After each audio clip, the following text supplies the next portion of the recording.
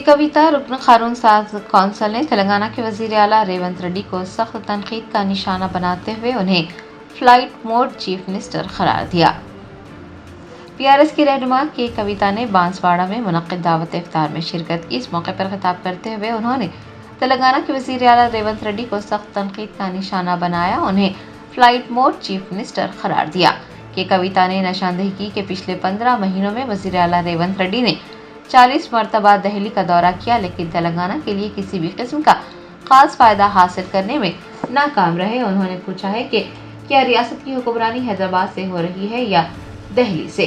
कांग्रेस के दौरे हुकूमत में बढ़ती हुई फिरकावाराना कशीदगी पर भी के कविता ने तशवीश जाहिर की। उन्होंने याद दिलाया कि केसीआर की 10 साल क़यादत के दौरान कोई भी फिरकावाराना फसादात नहीं हुए थे, लेकिन जब से कांग्रेस इख्तिदार में आई है हर माह एक मजहबी फसाद हो रहा है और वजीर आला इन वाक़यात का जायजा लेने या किसी भी किस्म की कार्रवाई करने में नाकाम हो रहे हैं। उन्होंने जेनूर फसादात पर अफसोस का इजहार करते हुए कहा कि फसादात के दौरान हिंदुओं और मुसलमानों के दुकानात नजर आतिश किए गए। अवाम को काफ़ी मुश्किलात का सामना रहा, लेकिन हुकूमत की जानिब से मुतासरीन को किसी भी किस्म का मुआवजा अदा नहीं किया गया। कि सीएम साहब तो हमेशा फ्लाइट मोड में रहते हैं, वो 40 बार अब तक दिल्ली जा चुके हैं, लेकिन 15 महीनों में यहाँ हर एक महीने में एक दंगा फसादात कहीं ना कहीं हुआ है। उसके बारे में सीएम साहब नहीं बोलते, उसके बारे में सोचते नहीं है, उसके बारे में रिव्यू करते नहीं है। जयनूर जाके आई थी परसों में, आसिफाबाद में जयनूर में दंगे फसादात हुए, बहुत ही बुरी बात है, दर्दनाक बात है।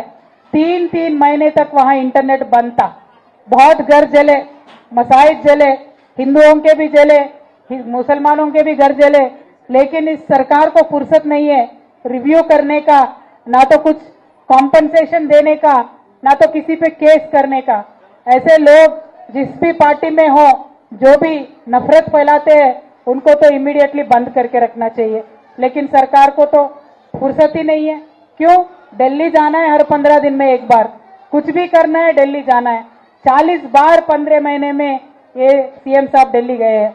यानी मैं इतना ही आपसे कहना चाहती हूँ कि जो केसीआर साहब के तेलंगाना बनने के बाद जो भी प्रायोरिटीज थे, जो भी सोच थी, वो अब इस सरकार में नहीं है।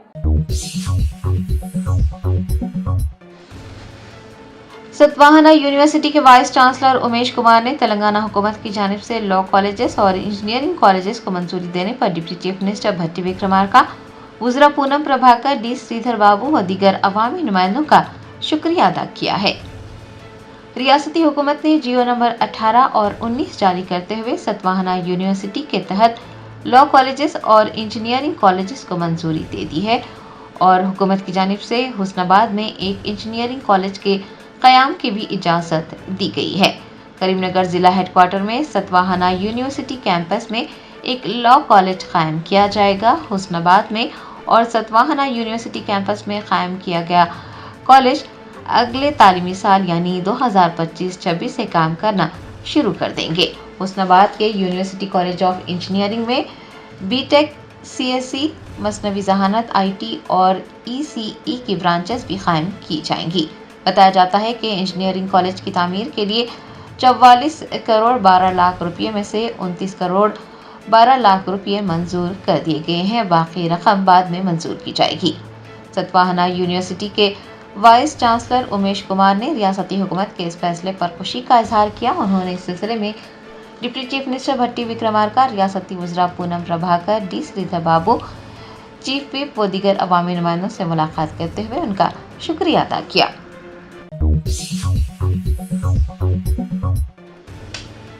रियासत तेलंगाना के नलगुंडा जिले में गौ रक्षकों ने बछड़ों की गैर कानूनी नकलो हमल के खिलाफ कार्रवाई का मुतालबा किया है।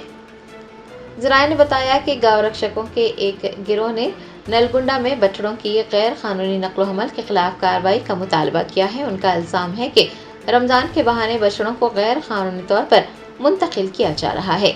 एक गौ रक्षक ने कहा कि गाय हिंदुओं के लिए मुक़द्दस जानवर है और वो गाय को अपनी माँ की तरह समझते हैं, लेकिन मुसलमान बछड़ों को ज़ुबाह करने के लिए ले जा रहे हैं। आपको ये जानकर हैरानी होगी कि हिंदुस्तान में गोश्त के 6 बड़े बरामद कुनिंदगान यानी एक्सपोर्टर्स में से 4 गैर मुसलमान हैं और इन हक़ाइक़ के बावजूद मुसलमानों को गाय का गोश्त खाने या फिर गाय की नक्ल हमल करने पर हरासा किया जाता है और उन्हें निशाना बनाया जाता है।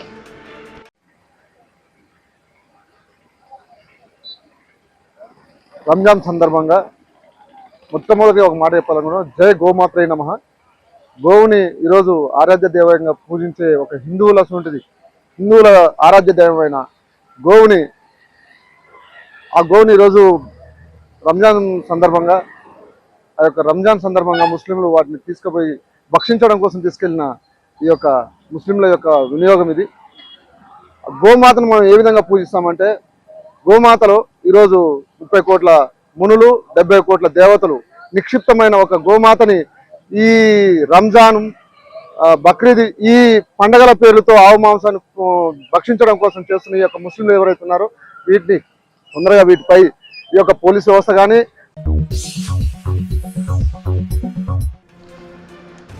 सिटी सिविल कोर्ट के वकील ने संतोष नगर में एक एडवोकेट पर हमले और कत्ल के खिलाफ एहतजाज दर्ज करवाया है। संतोष नगर इलाके में एक सीनियर वकील के बहिमाना कत्ल के बाद मंगल को हैदराबाद में वकीला का एहतजाज देखा गया। सिटी सिविल कोर्ट के वकीला ने एहतजाज करते हुए एडवोकेट प्रोटेक्शन एक्ट के फौरन नफाज का मुतालबा किया। आपको बता दें कि नामपल्ली क्रिमिनल कोर्ट में भी एहतजाज किया गया। वकीला ने इस हमले पर गुस्से का इजहार करते हुए अपनी खिदमात का बायकाट किया। वकीला ने तशद्दुद के साबिक़ा वाक़यात से निपटने में हुकूमत की नाकामी का हवाला देते हुए वकीला की हिफाजत को यकीनी बनाने के लिए सख्त इक़दामात की मांग की है। तेलंगाना असेंबली स्पीकर गदम प्रसाद कुमार ने एमएलए सुनीता लक्ष्मण रेड्डी के खिलाफ किए गए रिमार्क्स को वापस ले लिया है। नारायणखेड़ की बीआरएस एमएलए सुनीता लक्ष्मण रेड्डी ने ऐवान असेंबली में कहा कि उन्हें स्पीकर गदम प्रसाद कुमार के रिमार्क से तकलीफ पहुंची है। अफसोस की बात है कि स्पीकर के ओहदे पर फाइज रहकर वो इस तरह की बातें कर रहे हैं। उन्होंने स्पीकर से पूछा है कि उन्होंने क्या गलत किया है और वो उसे सुनना क्यों नहीं चाहते हैं। दूसरी जानिब स्पीकर गदम प्रसाद कुमार ने कहा कि वो ख़वातीन का बेहद एहतराम करते हैं। उनकी 8 बहनें हैं और उन्होंने सुनीता लक्ष्मण रेड्डी के खिलाफ ये तबसरा नहीं किया और उन्होंने जो बात कही उसका ये मतलब नहीं था। उन्होंने कहा है कि वो अपने उन तबसरों को वापस ले रहे हैं।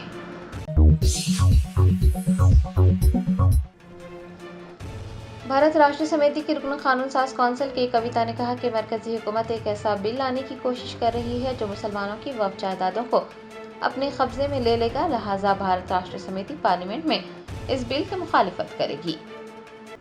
बीआरएस की रहनुमा के कविता ने बांसवाड़ा में मुनाकिद दावत इफ्तार में शिरकत की। इस मौके पर उन्होंने कहा कि वो बांसवाड़ा में अपने लोगों के साथ रमज़ान मना रही हैं। मरकजी हुकूमत की मौजूदा सूरत हाल पर तबसरा करते हुए के कविता ने कहा कि मौजूदा मरकजी हुकूमत एक ऐसा बिल लाने की कोशिश कर रही है जो मुसलमानों की वक्फ अमलाक पर कब्जा करने का काम करेगा और भारत राष्ट्र समिति इसकी मुखालिफत करेगी। उन्होंने कहा कि हम अपने मुस्लिम कम्युनिटी के साथ खड़े हैं, हम हमेशा उनके साथ रहे हैं और हमेशा मुस्लिम कम्युनिटी को बाख्तियार बनाने के लिए काम किया गया है। कि कविता ने कहा कि तेलंगाना तहरीक के दौरान मुसलमान तबके की जानिब से उनका भरपूर ताउन किया गया। पूरे मुल्क और तेलंगाना में अमन व अमान कायम होने की ख्वाहिश करते हुए कि कविता ने वाज़ेह किया कि भारत राष्ट्र समिति पार्लियामेंट में वक्फ तरमीमी बिल की मुखालिफत करेगी।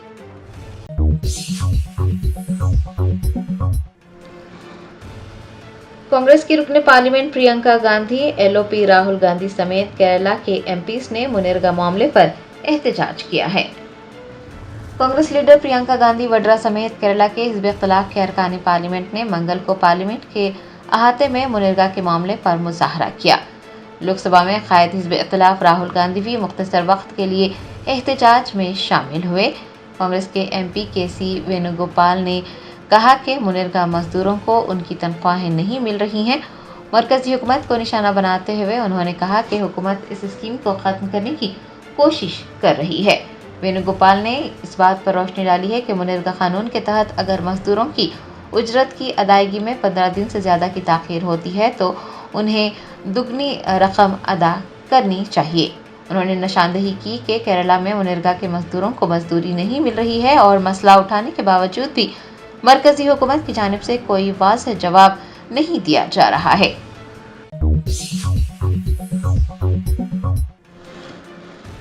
सुप्रीम कोर्ट ने MLS इन्हराफ केस की समाअत आइंदा चाहरशंबा यानी 2 अप्रैल तक मुलतवी कर दी। MLS इन्हराफ केस में कई MLAs की वफादारी तब्दील करने का मामला शामिल है। आज यानी 25 अप्रैल को इस मामले की समाअत हुई। जस्टिस BR गवाई और जस्टिस AG मसीह पर मुश्तमिल बेंच ने इस दौरान तवील अरसे तक गैर फाल रहने पर सवाल उठाया। सुप्रीम कोर्ट की जानिब से BRS छोड़कर हुक्मरान जमात कांग्रेस में शामिल होने वाले 10 अराकीन असम्बली के खिलाफ नाअहली की अर्जी पर फैसला करने में तेलंगाना असम्बली के स्पीकर की ताख़ीर पर सख्त मौक़िफ़ भी इख्तियार किया गया। जस्टिस गवाई ने स्पीकर से पूछा है कि 1 साल का अरसा गुजरने के बावजूद स्पीकर ने उन दरख्वास्तों पर फैसला करने के लिए एक डेडलाइन क्यों मुकर्रर नहीं की। अदालत की जानिब से इस सिलसिले में अहकामात जारी करते हुए केस की आइंदा समाअत आइंदा बुध तक यानी 2 अप्रैल तक मुलतवी की गई है।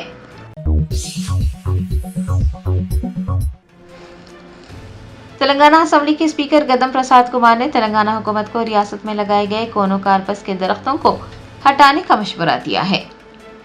हरीता हरम के एक हिस्से के तौर पर रियासत भर में कोनो कार्पस के दरख्त लगाए गए थे। तेलंगाना असम्बली के स्पीकर गदम प्रसाद कुमार ने कहा कि इन दरख्तों को पानी की ज़रूरत नहीं होती, ये हर जगह उग जाते हैं, माहौल से ऑक्सीजन को जज्ब करते हैं और कार्बन डाइऑक्साइड खारिज करते हैं। असम्बली स्पीकर ने कहा कि इन दरख्तों पर कोई परिंदा नहीं बैठता, ऐसे दरख्त रियासत भर में लगाए गए हैं। उन्होंने हुकूमत को इन दरख्तों को हटाने का मशवरा दिया है।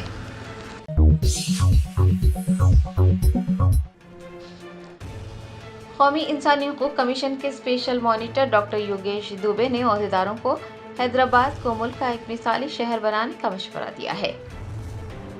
नेशनल ह्यूमन राइट्स कमीशन के special monitor doctor Yogesh Dubey ने मंगल को मरकजी और रियासती हुकूमतों की फराहम की जा रही स्कीमात के निफाज का जायजा लेने के लिए ख़वातीन और बच्चों की बहबूद के महकमे, माजूरों की बहबूद के महकमे, employment generation, lead bank, SC/ST और TBC के अफसरान के साथ एक इजलास मुनाकिद किया। दरियास्ता उन्होंने जिला कलेक्टर अनुदीप द्रुशिट्टी और डिस्ट्रिक्ट लीगल सर्विसेज अथॉरिटी के सेक्रेटरी जावेद अख्तर के साथ फलाही स्कीमात के निफाज का जायजा लेते हुए कहा कि ख़वातीन और माजूर समेत हर उस शख्स को रोज़गार के मौक़े फराहम किए जाएँ जो उसके अहल हों। उन्होंने हैदराबाद ज़िले में फलाही स्कीमात को नाफिज करने में सबसे ज़्यादा आगे रहने पर ज़िला इंतज़ामिया को मुबारकबाद पेश की और कहा कि हैदराबाद को मुल्क का एक मिसाली शहर बनाया जाए। योगेश दुबे ने कहा कि एम्प्लॉयमेंट जनरेशन डिपार्टमेंट नौजवानों को रोज़गार के मौक़े फराहम करने में कलीदी किरदार अदा करे, खुसूसन नौजवानों को तरबियत फराहम करके जॉब फेयर्स का भी इनेकाद करे और हुकूमती हिदायत के ज़रिए रोज़गार के मौक़े फराहम करें।